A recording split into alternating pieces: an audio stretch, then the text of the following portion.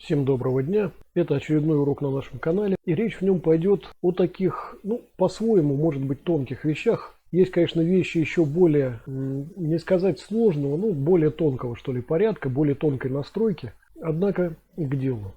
Речь идет об изменении дистанции. Мы уже с вами говорили о том, что в боевых искусствах понятие дистанции – это не такой оформленный аспект, как в единоборствах. Потому что действия в единоборствах сильно зависят от дистанции.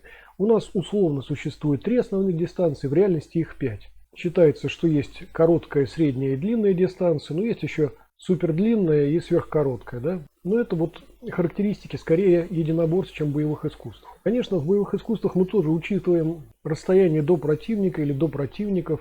У нас есть понятие схлопывания дистанции. Кстати, в отличие от единоборств, не разрыва дистанции, а именно схлопывания дистанции. Но, тем не менее, для бойца именно в силу особенностей боевых искусств дистанция не имеет такого значения, какое она имеет в спорте. И люди, которые умеют работать на короткой дистанции или сверхкороткой дистанции, легко схлопывают эту дистанцию. Бойцы, которые умеют работать на длинной, на сверхдлинной дистанции, на средней дистанции, также умеют не столько удерживать эту дистанцию, сколько создавать прецедент для работы на такой дистанции.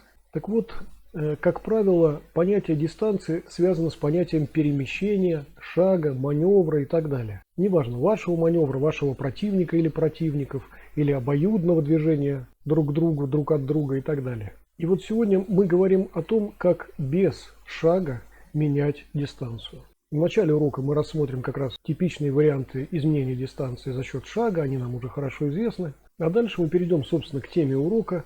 Мы поговорим и о таком, наверное, странном для спорта способе изменения дистанции без шага. Мы поговорим также о том, как, знаете, правильно ставить себе удар. Вот так вот говорят обычные единоборцы. Не совсем понятно, что они под этим подразумевают. Как правило, это означает, что надо многократно повторять одни и те же не всегда эффективные действия.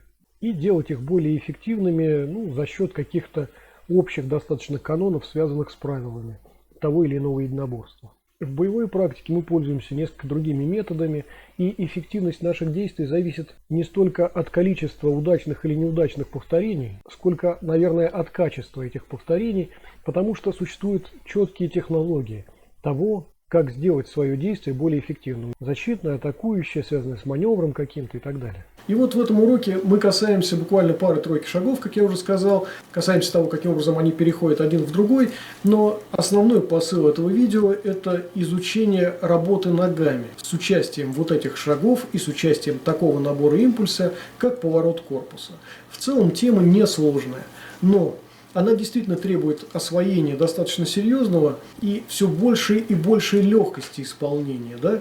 И в то же время с постоянным контролем мощи. Почему это важно? Потому что этот набор импульса часто очень используется и связывается с другими наборами импульса. Они компилируются между собой, получается, знаете, такое явление резонанса, для тех, кто помнит это еще из курса физики. В общем, этот набор импульса вам понадобится на каждом этапе освоения традиционных, по крайней мере, китайских боевых искусств. И мало того, он научит вас очень сильно экономить свои силы, экономить свои действия, быть быстрее и при этом мощнее.